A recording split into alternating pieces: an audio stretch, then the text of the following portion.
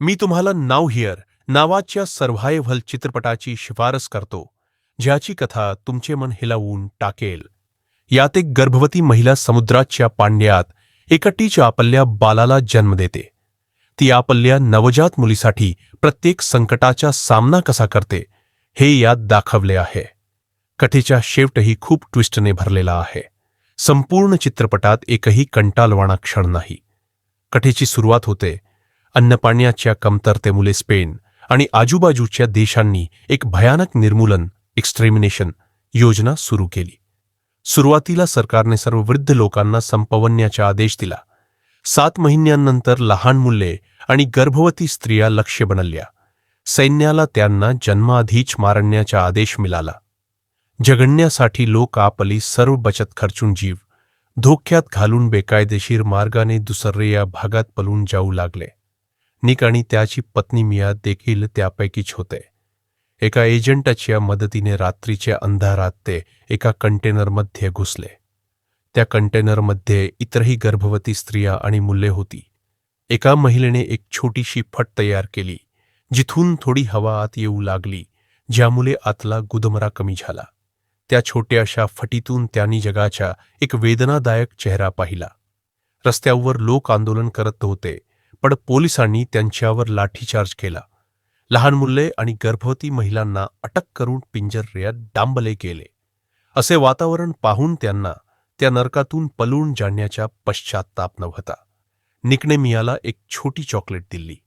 एक क्षण जिथे थोडा गोडवा शिल्लक होता. थोड्या वेळाने कंटेनरचा दरवाजा उघडला. खूप नवीन लोक आत आले. ढकलाढकलीत मिया खाली पडली. तो एजंट दुसरा ग्रुप घेऊन आला होता. गर्दी वाढू लागली. एका शक्तिशाली टकलाने गोली झाडून नियंत्रण मिळवले. त्याने सांगितले की दुसरा ट्रक तयार आहे आणि सर्वांनी शांतपणे चढायचे आहे. पण गर्दीत निक बाहेरच राहिला. जेव्हा त्याने पुन्हा कंटेनरमध्ये घुसण्याचा प्रयत्न केला, तेव्हा गार्डने त्याला बाहेर ढकलले. मियाचा तोच एक आधार होता. आता तोही गेला. मियाने त्या छोट्या फटीतून डोकावून पाहिले. निक एका हिरव्या रंगाच्या कंटेनरमध्ये गेला, ज्याचा नंबर 107 होता. त्या दोघांनी फोनवर बोलले. निकने वचन दिले की संधी मिळताच तो परत येईल, पण कोणावरही विश्वास न ठेवण्याचा सल्लाही दिला. पण नशिबात काहीतरी वेगळेच होते. ट्रक एका चेकपॉइंटवर थांबला. तेव्हा त्या टकलाने कागदपत्रे दाखवली. तरीही सैन्याने कंटेनरची कडक तपासणी सुरू केली. जेव्हा कंटेनरचा दरवाजा उघडला, तेव्हा सामान एका विशिष्ट पद्धतीने ठेवलेले होते. पण अधिकारी आत घुसले. एक अधिकारी प्रत्येक कोपऱ्याची तपासणी करत होता. हळूहळू तो ट्रकच्या मागील बाजूस जाऊ लागला, जिथे सर्व लोक लपून बसले होते. तेव्हाच वरिष्ठ अधिकाऱ्याने शिपायाला आत जाऊन पोझिशन घेण्यास सांगितले आणि स्वतः बाहेर आला. प्रत्येक पाऊल मोजून चालल्यानंतर एका ठिकाणी थांबला आणि मग गोली चालवण्याचा आदेश दिला. गार्ड गोल्या झाडतो, पण गोलीचे भोक जिथे तो उभा होता त्यापासून खूप दूर होते. पण अधिकाऱ्याला संशय आला. तो पुन्हा कंटेनरमध्ये घुसला. त्याने कोणताही हिंसाचार केला नाही. उलट आत लपलेल्या लोकांना समजावून बाहेर येण्यास सांगितले. अधिकाऱ्याने वचन दिले की तो या अवैध स्थलांतरितांसाठी एक सुरक्षित जागा देईल, अन्यथा शिक्षा मृत्यू होती. मियाला तिच्या पतीचे शब्द आठवले. संधी मिळताच तिने लाकडी बॉक्सवर लपण्याचा निर्णय घेतला. पण एका मुलीने तो पार्टिशन उघडताच अधिकाऱ्याने कोणतीही दया न दाखवता तिला मारले. त्यानंतर अधिकाऱ्याने सर्व लपून आलेल्या स्थलांतरितांना मारून टाकण्याचा आदेश दिला. पण बॉक्सच्यावर लपलेली मिया कशी तरी वाचली.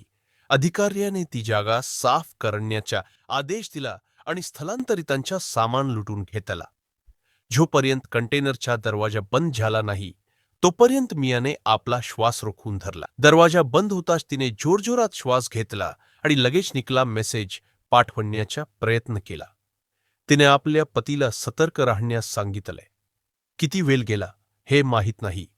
मियाचा कंटेनर एका जहाजावर चढवण्यात आला, पण जहाजाने बंदर सोडले तरी तिला निककडून कोणताही प्रतिसाद मिळाला नाही.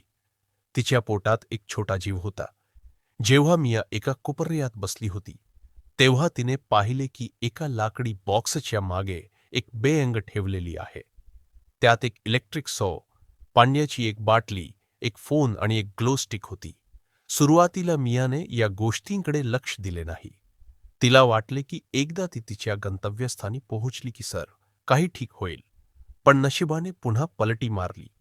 रात्री अचानक समुद्रात एक मोठा वादळ आले. लाटा इतक्या जोरदार होत्या की त्यांनी संपूर्ण जहाजाला पाण्यात उलटून टाकले आणि मिया बेशुद्ध झाली. जेव्हा तिला शुद्ध आली तेव्हा तिच्या अर्धा शरीर थंड समुद्राच्या पाण्यात होता. तिने कंटेनरच्या फटीतून पाहिले तर फक्त अथांग समुद्र होता. कंटेनरच्या आत काही लाकडी बॉक्स तरंगत होते. गोलीच्या छिद्रांतून पाणी आत येत होते. मियाला लगेच समजले की तिला काहीतरी करावे लागेल. तिने सर्वात आधी निकशी संपर्क साधण्याचा प्रयत्न केला, पण मोबाईलची स्क्रीन तुटली होती आणि फोन अनलॉक होत नव्हता. मग तिला एक पिवळी टेप मिळाली, ज्याने तिने तात्पुरते छिद्र बंद केले, जेणेकरून पाणी आत येऊ नये. एका कोपऱ्यात तिला एक चाकूही मिळाला. मग तिने काही बॉक्स उघडले. एका बॉक्समध्ये संपूर्ण टिफिन सेट होता. दुसऱ्यात हुडीज भरलेल्या होत्या. तिने आपले ओले कपडे काढून हुडी घातली. आणखी एका बॉक्समध्ये 40 इंचाचा टीव्ही होता आणि आणखी एक बॉक्स नवीन मॉडेलच्या हेडफोनने भरलेला होता. इकडे तिकडे पाहिल्यानंतरही तिला कुठेही खाण्याचे सामान मिळाले नाही. फक्त एक लाकडी बॉक्सवर लटकलेला होता, पण ती त्याच्यापर्यंत पोहोचू शकत नव्हती. तेव्हाच बाहेरून मोठमोठे ओरडण्याचे आवाज आले. मिया लगेच फटीजवळ गेली आणि तिला धक्का बसला. समोर नंबर 107चा हिरवा कंटेनर होता.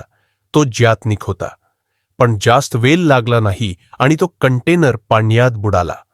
मिया घाबरून आपला जुना नोकिया फोन काढते, आपली सिम कार्ड टाकते आणि आपल्या पतीचा नंबर डायल करते.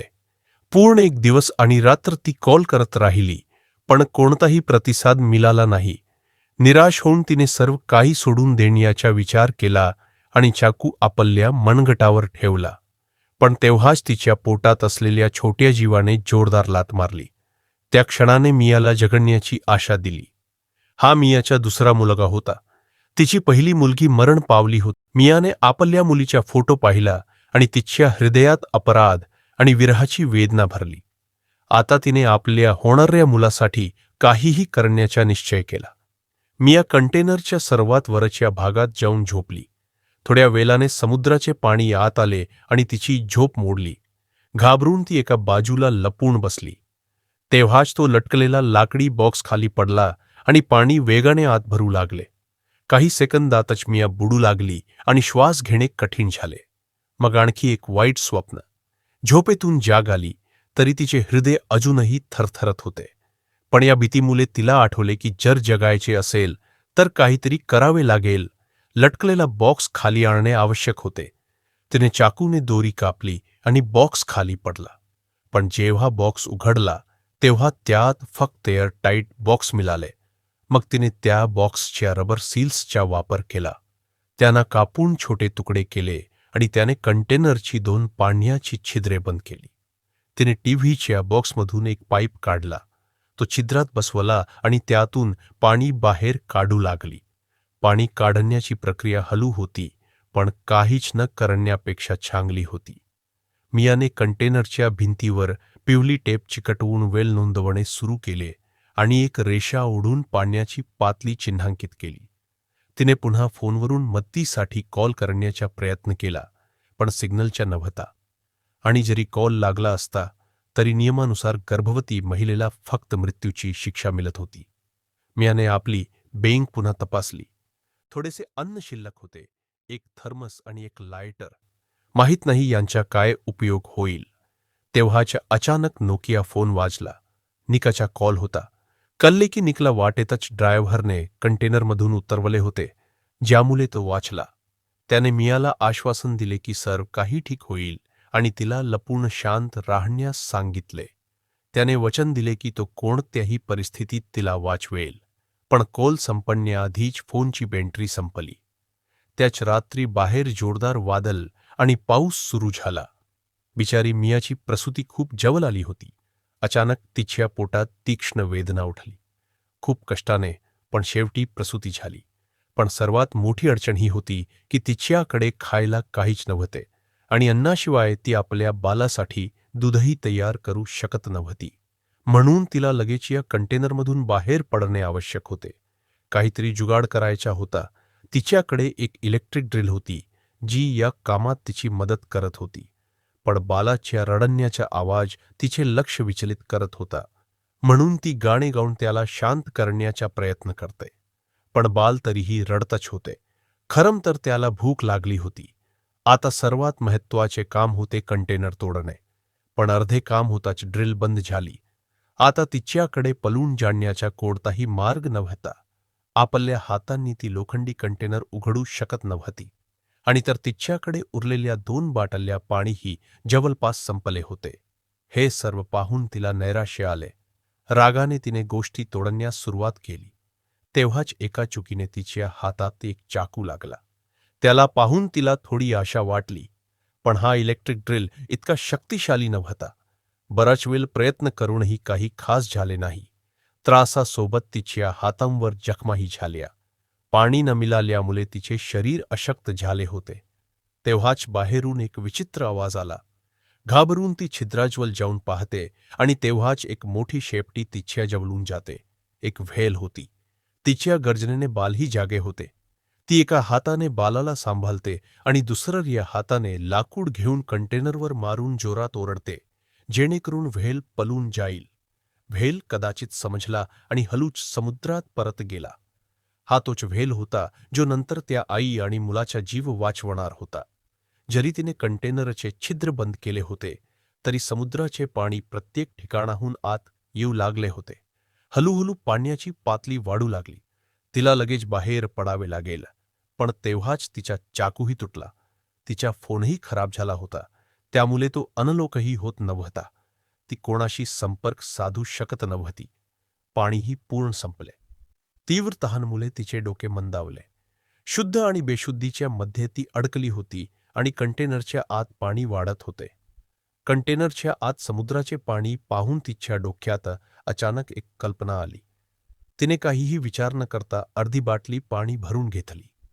जर तिने ते पाणी पिले असते तर परिणाम वाईट झाला असता.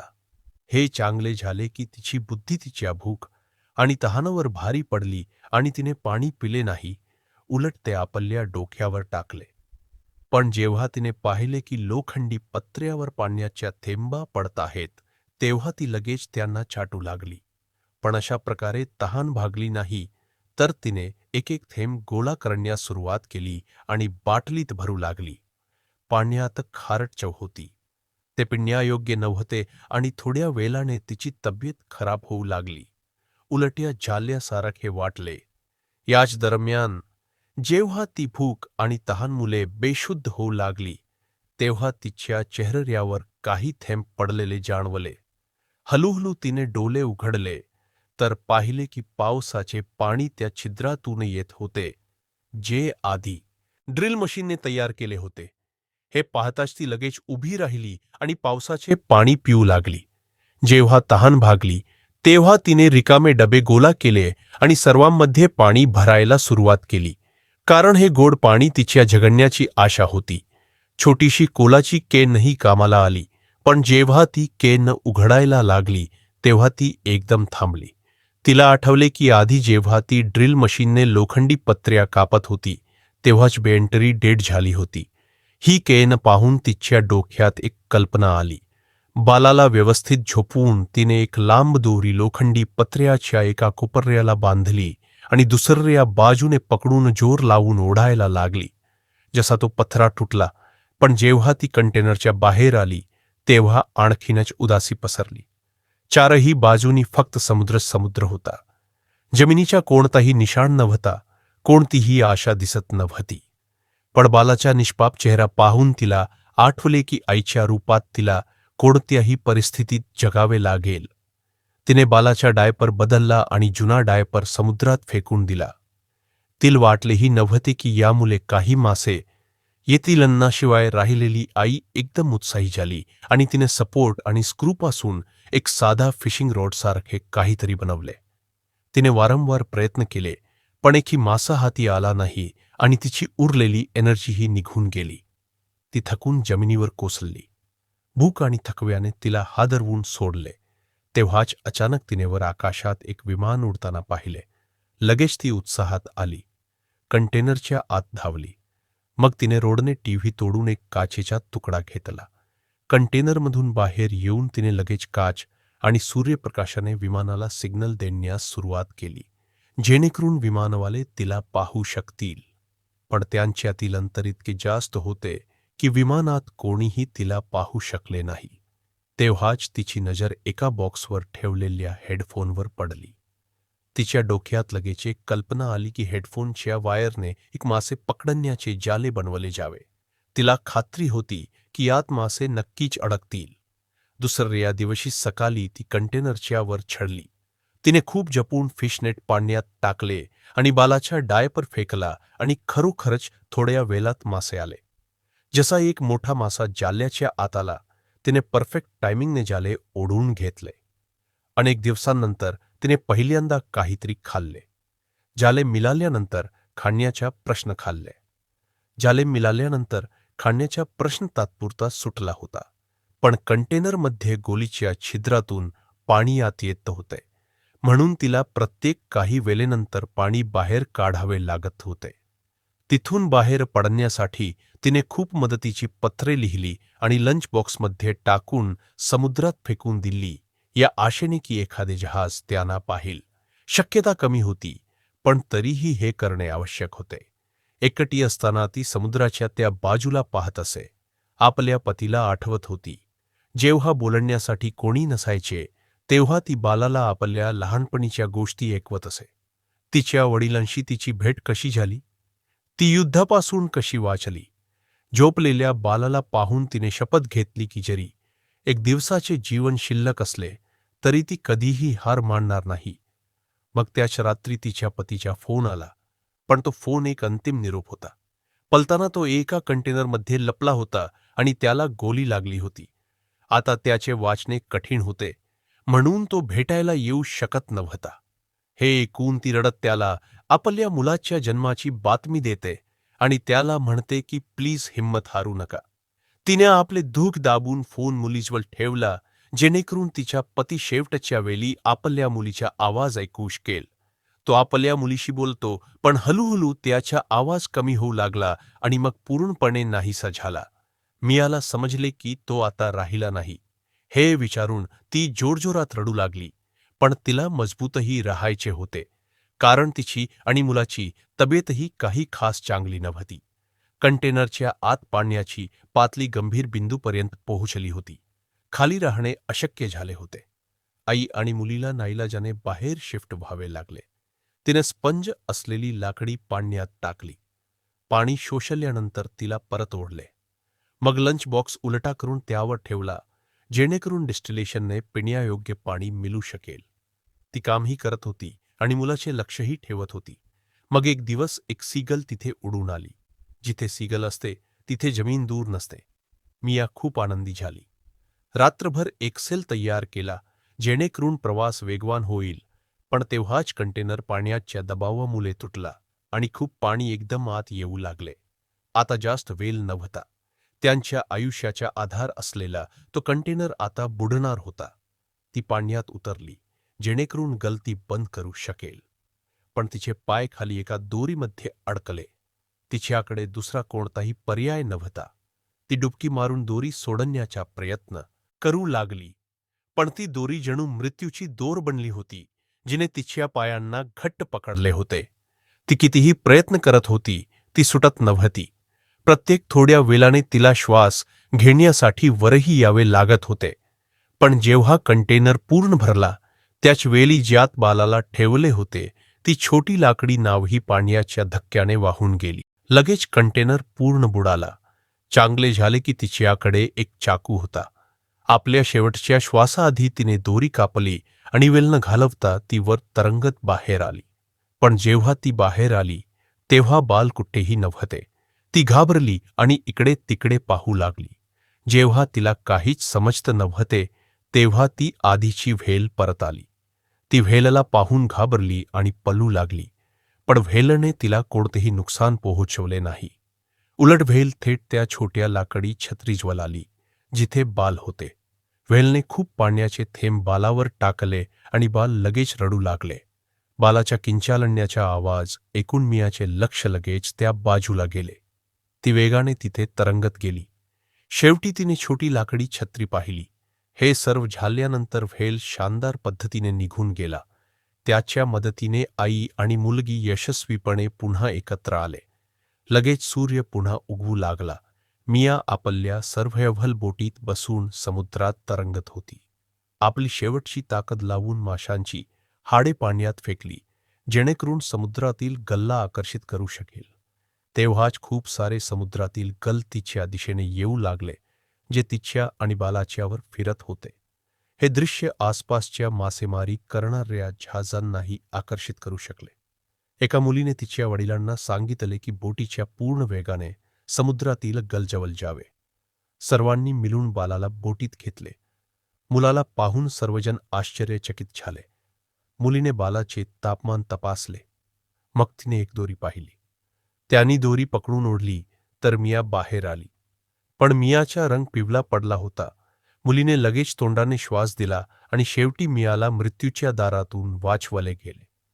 मियाने डोळे उघडले नाहीत, पण तिने आपल्या बालाला मिठी मारण्याची इच्छा व्यक्त केली.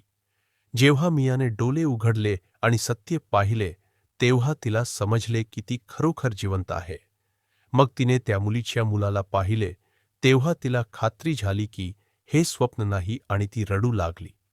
या कठीण आयुष्याच्या प्रवासाने मियाला आयुष्याच्या नाजूकपणा आणि मजबूतीची खोल जाणीव दिली.